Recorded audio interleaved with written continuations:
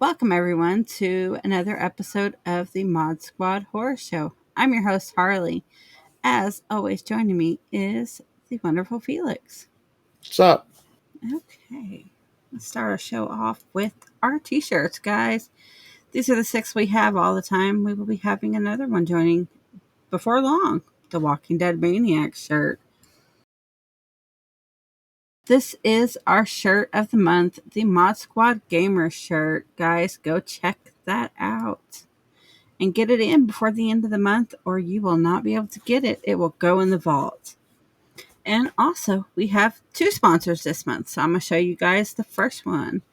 It is Skullectomy by Jolt 7 Studios. Guys, her skulls are awesome. Scan that QR code down there in the bottom of the corner and go check her out. Lisa is a wonderful woman. She has been a sponsor for us for quite a few months now. So go give her, let her know the Mod Squad sent you. Okay. From Deadline, George A. Romero's final zombie movie, Twilight of the Dead, moving ahead with Roundtable Entertainment production. Details revealed ahead of planned 2023 start. This zombie right here is really, really awesome. We saw him at Mad Monster, and he was jumping out at the people and scaring them, and it was really entertaining. He would pose for pictures, and right before they hit, go to take it, he would like jump and scare the person so they take that picture. It was pretty cool. He had a good personality. I think you said he was staying at your guys' hotel, no? Yeah, we saw him leaving the hotel to go over to Mad Monster when we were waiting in the lobby one morning. Waiting for me. Mm-hmm. But yeah, he seemed like cool people. Back to the article though, yeah, the man, the myth, the legend, George Romero. I mean, he started the zombie genre. If it wasn't for him, I wouldn't have The Walking Dead. So gotta love him for that. When Robert Kirkman was first making The Walking Dead, it was supposed to be part of that universe, but of course, rights issues and so forth, he made his own. It's an awesome series. I like Twilight of the Dead. So Like I'm glad that they're finishing off his final movie. Hold on. You meant Night of the Living Dead. So Twilight of the Dead is going to be the last from the Night of the Living Dead series. Like Harley just said, I'm glad they're finishing off, his series. He started writing it before he passed, and the person he was writing it with a couple other people, and his wife's also producing. They got together and they finished up the script, and it's going to be out at the end of the year. I can't wait for this. I remember watching Line of the Dead with my kids in '05, I think it was.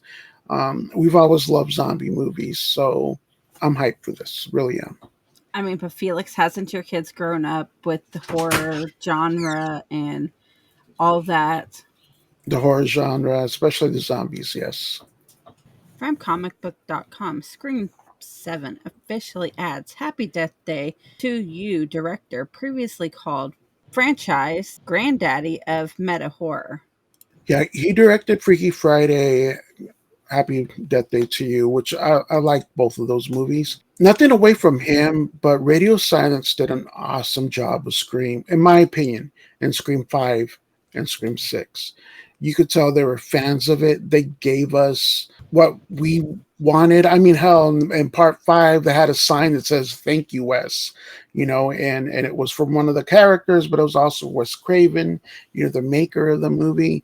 And I thought that was awesome. There was a lot of little deep cuts in it. I just hope it keeps on the momentum of the last two movies, because I still watch the last two movies over and over and over again. I love them. This whole Scream series, maybe with part 3 being a little weaker, they've all been good in my eyes. Like, me and my best friend are huge Scream fans, if you can't And I exactly. was going to say, But I'm hoping that they don't change the storyline too much and make it not worth watching, because that would Yeah, be horrible if it's different. like I only seen I think the first two. I can't remember if I seen the third one, but I haven't seen all of them. But I've seen that with too many different franchises when they get on, whether it's like Friday the 13th or like Freddy. You get so many like over the decades, and they just start going off into something that originally wasn't part of like the lore or anything, and it just kind of takes you out of it. Like if you've been a big fan of that franchise for so long, then all of a sudden now it's in a totally different direction. Well, it's not the same anymore. It's called the same, Yeah. but it's not the same. I mean, if they stick with like the whole what the rumor is, then all Scream fans are going to be ecstatic about it. They need to bring Sidney Prescott back. They bring her back for this next one, and I think Matthew Lillard. Well, he was supposed to come back in part 3. That's the rumor. That's the rumor. The rumor is he's supposed to come back because, like, there was an interview where he basically said that he has been begging to come back, and no, in 3 they filmed him and paid him, like he was paid to be a killer, and they had him dressed up, and then they scrapped that whole scene. So he got paid to You not might even be You might be smoking rocks. I know he was going to be the killer in part 3, but they changed it because the script got leaked. So they changed who the killer was, I think. They paid him to do it and then scrapped it all. So he got paid to not even do it. But he's been begging to come back, and like if they go by what the rumor is, it's like he's the one that's been behind all of the murders. That I kind of don't like. That's the one part of it that takes me away, because they kind of already did that in part 3 with Roman, with Sydney's brother. And well, it would be, I mean, the past 2 have kind of been, because the last one, it was the family getting revenge, kind of like they did in part 2. So it would be fitting the formula. It's interesting. They said that it's like he was the beginning and he's the end, because this one's 7 is supposed to be the end of the franchise. As long as it's making money, there is no end, and this franchise has been making money. Okay, let's move on to our trailer. Our one and only trailer. Out of all the men to cheat, you picked John Kramer? The cancer is still spreading. I'm afraid there's nothing else we can do. There is one person who might be able to help. Our program is a 2-pronged treatment outside Mexico City. The results have been stunning. She saved my life. I'm so excited for this movie. You're in very good hands with us. After that, what happens then? Your whole life. He still has that same voice, too. John Kramer. Gotta trust him. According to these scans, the tumor was never removed. How much time do I have? That's Months. crazy that they scammed it, but I mean, I still he have a went to lot Mexico. of work What that do needs you to be done. expect?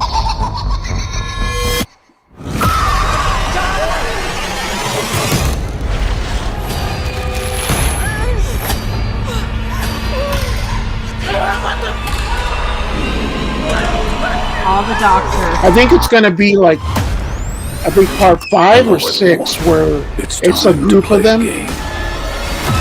You all pretended to cure me, but what I have planned for each of you is very real.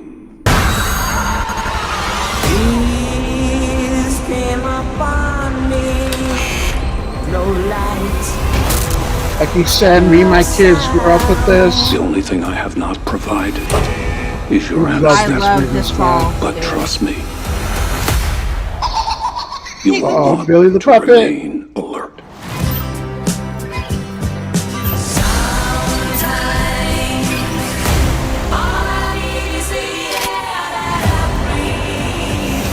Out of all the men to cheat, you picked John Kramer? Please, don't hesitate. Place a big enough That piece of gets your me cerebral every tissue time. into the glass enzyme tank. This will save your life. So sleep, silent take. Don't you see? This is not retribution. It's a reawakening.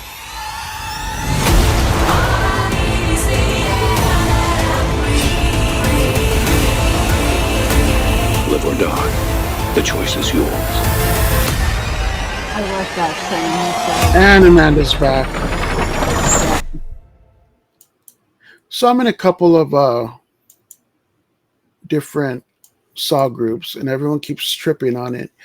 This movie's set between the first and second one, so obviously they're still alive. Yeah, they look older. You can't help that. They're older, but it takes place between one and two, and yeah, he goes to Mexico and shenanigans. I mean, they lie to him. They take his money. They said They they did it cured to the the wrong cancer and removed the tumor. person. And yeah, they did it to the wrong person, man.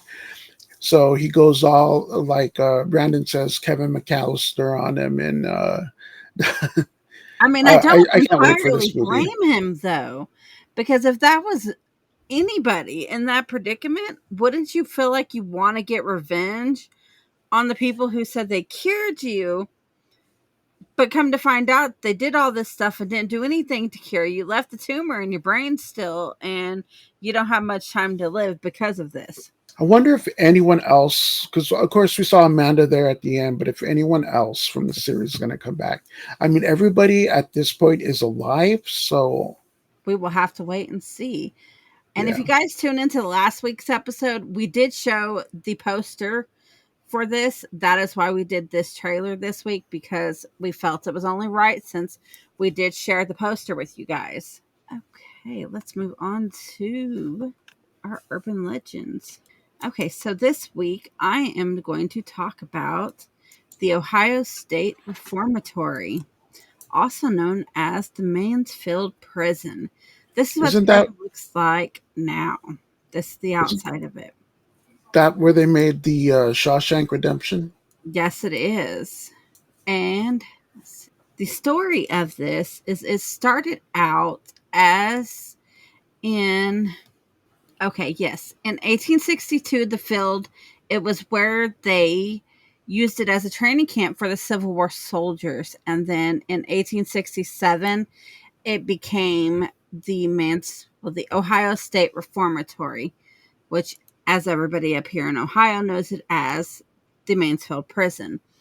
Rumor has it, if you go through this prison, you could hear the inmates screaming, the people who were put in there because of being really bad off, mentally handicapped, and this time what they thought was mentally handicapped with bipolar or whatever was wrong with them. And you could hear them screaming. You could hear shackles as you walk through the prison. And Ghost Hunters has been into this prison a few times to investigate it. And I got some pictures to show you guys. And if everything works out right, Felix, myself, and the Daily Dank is going to go and tour this prison for you guys to see it. I can't I'm wait. super excited to do that. I am. Okay, so I've got, this is the cells that the prisoners or patients were put into. And here's an up close view of that. Could you imagine being in this cell 90% of the time? F that. Here's the stairs of I mean the that, reformatory. but yeah, the stairs itself. I mean, you think of a haunted mansion, you see these stairs. Well, considering the house was built back in the 1800s, it is really old and it is You know creepy. how many Like people died there though? That a literally on the lot. rail, and All the they are soldiers that waiting, died in waiting to go. Go over to the next, the afterlife, and they're just hanging out. Man, that's all crazy. the all the soldiers that died, the inmates, the patients, even doctors and nurses died there too because the patients killed them. So that place is rumored to be extremely, extremely haunted. And I am looking forward to taking a tour through there and seeing it. Same here.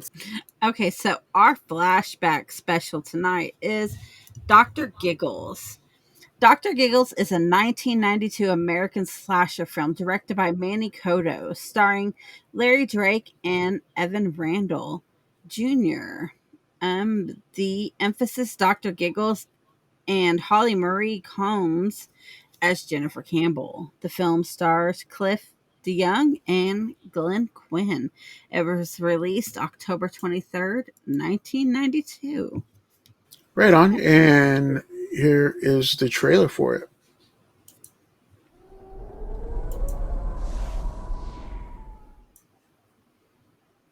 This beginning scene always gets me. Largo Entertainment. A man, a doctor, and his syringe. I got the textbooks, the diagrams, the cadavers. This is the real thing. Scalpel. Dun, dun, dun, dun. Bigger scalpel. Better.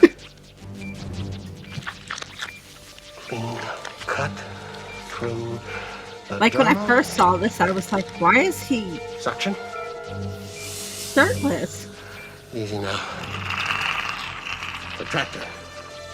Why is he doing the surgery shirtless? Cauterize. Why is he Nudge cauterizing these something? intestines over to the right. Bone cutter.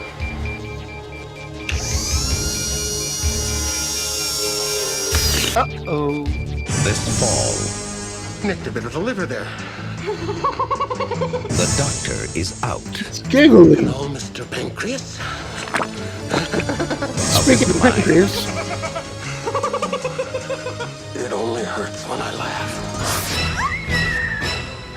What's happening? Jennifer? You are dead. Don't worry, it's just a routine operation. Dr. Giggles. The doctor will see you now. So why was he shirtless? Because he was operating on himself. Took out his pancreas and everything. It's crazy. Like in the movie, the cops come in and the other doctors are like, Dr. Giggles is at it again. And then they explain he's a psychiatrist, he's a patient of the hospital in the psychiatry ward because he's out of his mind and he kills people because he's out of his mind and he thinks he's a clown. And when I first saw this movie, I was actually recommended this movie by my best friend. She said, you should watch this movie. It gave me flashbacks when I was younger. So I watched it and I was like, this is... So you recently watched it? Yeah, I've recently watched it and I thought it was a really good movie for it being an older movie. So guys, check out Dr. Giggles. I vaguely remember it from back in the day. Vaguely, though. I know I've seen it, but that's all. That's all I remember. Okay. Well, that is it for this episode of... Oh, nope. Guys, remember we have shirts. Check out these shirts. Scan that QR code up there in that corner if you want to order a shirt. There's a shirt of the month. It is the Mod Squad Gamer shirt. And also this month, our last sponsor is Straka Art. I'm put that. He's awesome, guys. All these paint pictures in the back behind me, except for the Harley Quinn one, he did those.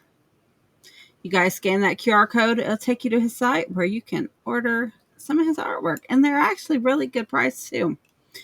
And that is it for this episode of the Mod Squad Horror Show. For Felix, myself, and the entire Mod Squad, see you in your nightmares. See you.